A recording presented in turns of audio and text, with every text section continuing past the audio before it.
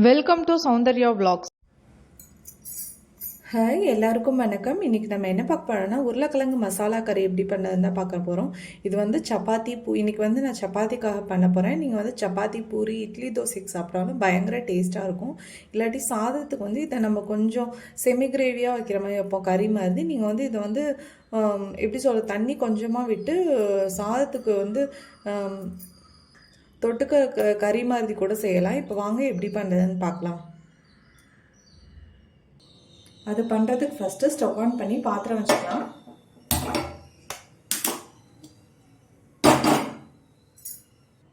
இப்போது பாத்திரம் நல்லா ஹீட் ஆகிட்டு எண்ணெய் சேர்த்துக்கலாம்.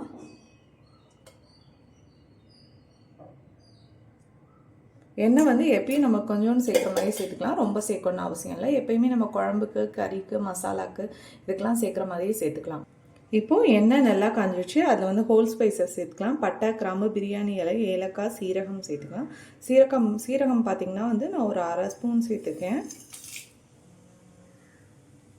இப்போது ஸ்பைசஸ்லாம் நல்லா காஞ்சிச்சு. அதுலேயே 2 பச்சை மிளகாய் கீறி வச்சுருக்கேன், அதை சேர்த்துக்கலாம். இப்போது பச்சை மிளகாய் நல்லா காஞ்சிச்சு. அதுலேயே பொடுசாக கட் பண்ணால் பல்லாரி வெங்காயம் சேர்த்துக்கலாம்.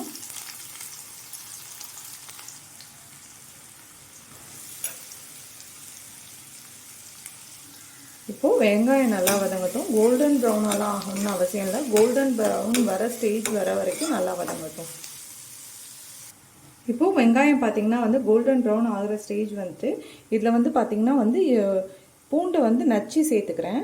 நீங்கள் வந்து இஞ்சி பூண்டு பேஸ்ட்டாக கூட சேர்த்துக்கலாம். நான் வந்து இன்றைக்கி பூண்டு மட்டும் நச்சு சேர்த்துருக்கேன். நீங்கள் இஞ்சியும் இந்த மாதிரி நச்சு சேர்த்துக்கலாம்.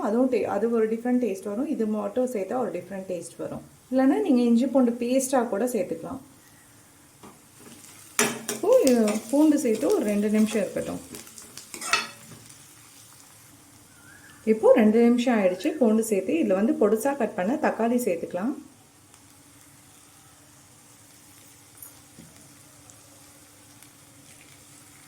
நான் சொல்ல மறந்துட்டேன், வெங்காயம் பார்த்தீங்கன்னா வந்து மீடியம் சைஸ் வெங்காயமாக 2 சேர்த்துருக்கேன், மீடியம் சைஸ் தக்காளியாக 3 சேர்த்துருக்கேன்.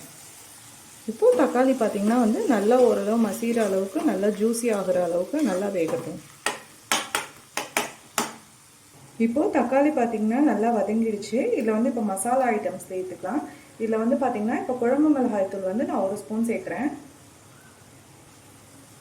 அதே மாதிரி சிக்கன் குழம்பு மிளகாய்த்தூளும் 1 ஸ்பூன் சேர்த்துக்கிறேன்.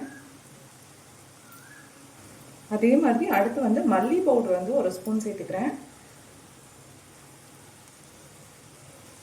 அதுலேயே ரெட் சில்லி பவுடர் ஒரு 1/2 ஸ்பூன் சேர்த்துக்கிறேன். இப்போது இதெல்லாம் சேர்த்து கிண்டி விடலாம்.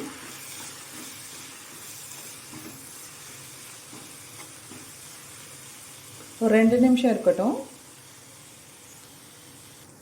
இப்போது மசாலாலாம் சேர்த்து 2 நிமிஷத்துக்கு அப்புறம் நம்ம வந்து உருளைக்கிழங்கு சேர்த்துக்கலாம். உருளைக்கிழங்கு பார்த்திங்கன்னா வந்து இன்றைக்கி நான் தோல் சீவி தான் சேர்த்துருக்கேன். நீங்கள் தோலோடு கூட அப்படியே சேர்த்துக்கலாம். இந்த மாதிரி குட்டி குட்டி க்யூப்ஸாக கட் பண்ணி சேர்த்துக்கோங்க. நம்ம வந்து இன்றைக்கி வேக வச்சு செய்யலை. வேக வச்சா ஒரு 10 நிமிஷம் ஆகும் வேக வைக்கிறதுக்கு. இந்த மாதிரி குயிக்காக செய்கிறது எப்படிங்கிறதுனால தான் இன்றைக்கி நான் வந்து உருளைக்கிழங்கு மசாலா போட்டேன். இந்த உருளைக்கிழங்கு மசாலா பார்த்திங்கன்னா யாராவது வீட்டுக்கு கெஸ்ட் வந்தாங்கன்னா நீங்கள் டக்குன்னு கூட செஞ்சிடலாம். வேக வச்சு செய்யாமல் இந்த மாதிரி குயிக்காக டக்குன்னு செஞ்சு கொடுத்துடலாம். இல்லை நம்ம எங்கேயாவது வெளில போகிறோம், இல்லை வீட்டுக்கு வந்து சீக்கிரமாக செய்யணும் அப்படிங்கும்போது கூட நீங்கள் டக்குன்னு செஞ்சிடலாம் இந்த உருளைக்கிழங்கு மசாலா கறியை. இப்போது உருளைக்கிழங்கு மசாலா கறிக்கு தேவையான அளவு உப்பு சேர்த்துடலாம்.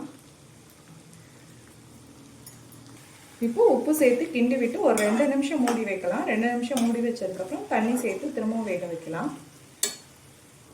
இப்போ பார்த்திங்கன்னா வந்து 2 நிமிஷம் மூடி வச்சுருந்தேன். இப்போ திறந்து விட்டு இதில் தண்ணி விட்டுக்கலாம். தண்ணி பார்த்திங்கன்னா வந்து நான் பெரிய டம்ளர் வச்சு ஒரு 1.5 டம்ளர் விட்டுருக்கேன்.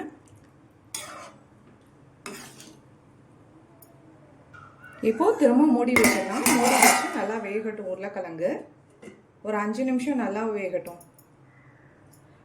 அந்த தண்ணி ஊற்றினாலும் அந்த தண்ணி லைட்டாக வற்றும். சொல்ல மறந்துட்டேன், மூடி வைக்கிறதுக்கு முன்னாடி கொஞ்சோண்டு ஒரு 1/2 ஸ்பூன் கரம் மசாலா சேர்த்துக்கோங்க. நான் பேக்கெட்லேயே சேர்க்குறேன். நீங்கள் ஸ்பூனில் சேர்த்திங்கன்னா வந்து ஒரு 1/2 ஸ்பூன் மட்டும் சேர்த்துக்கோங்க. அது நல்லா டேஸ்ட்டு கொடுக்கும், வாசனையாகவும் இருக்குங்க. அதனால நான் எப்போயுமே உங்கள்கிட்ட சொல்லியிருக்கேன், சக்தி ப்ராடக்ட் தான் நான் யூஸ் பண்ணுவேன்னு.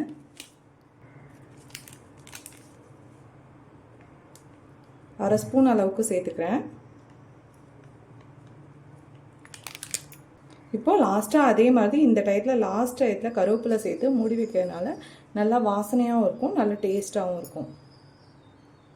கருவேப்பிலை பார்த்திங்கன்னா வந்து தாளிக்கும் போது போடும்போது ஒரு டேஸ்ட்டில் இருக்கும், இந்த மாதிரி லாஸ்ட்டாக போடும்போது ஒரு டேஸ்ட்டில் வரும். நீங்கள் வேணால் ட்ரை பண்ணி பாருங்கள், கண்டிப்பாக தெரியும் உங்களுக்கு டேஸ்ட்டு. இப்போ பார்த்திங்கன்னா வந்து 5 நிமிஷம் ஆயிடுச்சு பாருங்கள், நல்லா செமி கிரேவிக்கு வந்துடுச்சு. கறி மாதிரி இன்னும் ஆகிறதுக்கு ஒரு 5 நிமிஷம் ஆகும். நான் வந்து கொஞ்சம் நிறைய தண்ணி ஊற்றிட்டேன் போல், அதனால வந்து இப்படி இருக்குது. நீங்கள் வந்து இந்த பதம் ஓகேனா நீங்கள் ஸ்டவ் ஆஃப் பண்ணி கொத்தமல்லி தழை துவைக்கோங்க. அப்படி இல்லை எனக்கு இன்னும் கொஞ்சம் கெட்டியாக வேணும்னா இன்னும் ஒரு 2-3 நிமிஷம் இருக்கட்டும் அப்படியே ஸ்டவ்வில். ஆனால் உருளைக்கிழங்குலாம் நல்லா வெந்துடுச்சு. பார்த்திங்கன்னா வந்து நல்லா தெரியும் உங்களுக்கு, இந்த கரண்டி வச்சு கட் பண்ணி பார்த்தாலே தெரியும் உருளைக்கிழங்கு நல்லா வெந்துடுச்சு பாருங்கள், கட் ஆகிடுச்சு. இப்போ பார்த்திங்கன்னா நல்லா கறி பதத்துக்கு வந்துடுச்சு. இப்போ ஸ்டவ் ஆஃப் பண்ணிடலாம்.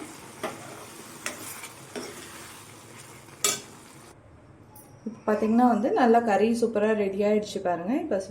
இப்போ வந்து இதில் கொத்தமல்லி தழை தூவிடலாம். இப்போது கொத்தமல்லி தழை தூவி சர்வ் பண்ணிடலாம்.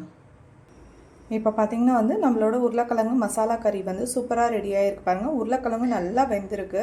இன்றைக்கி நான் சப்பாத்திக்கு பண்ணேன். நான் ஃபஸ்ட்டே சொன்ன மாதிரி நீங்கள் இட்லி, தோசை, சப்பாத்தி, பூரி கூட சாப்பிட்டாலும் பயங்கர டேஸ்ட்டாக இருக்கும். கண்டிப்பாக இதை நீங்கள் வீட்டில் ட்ரை பண்ணி பாருங்கள். பெரியவங்களுக்கு பிடிக்கும், குழந்தைங்களுக்கு பிடிக்கும்.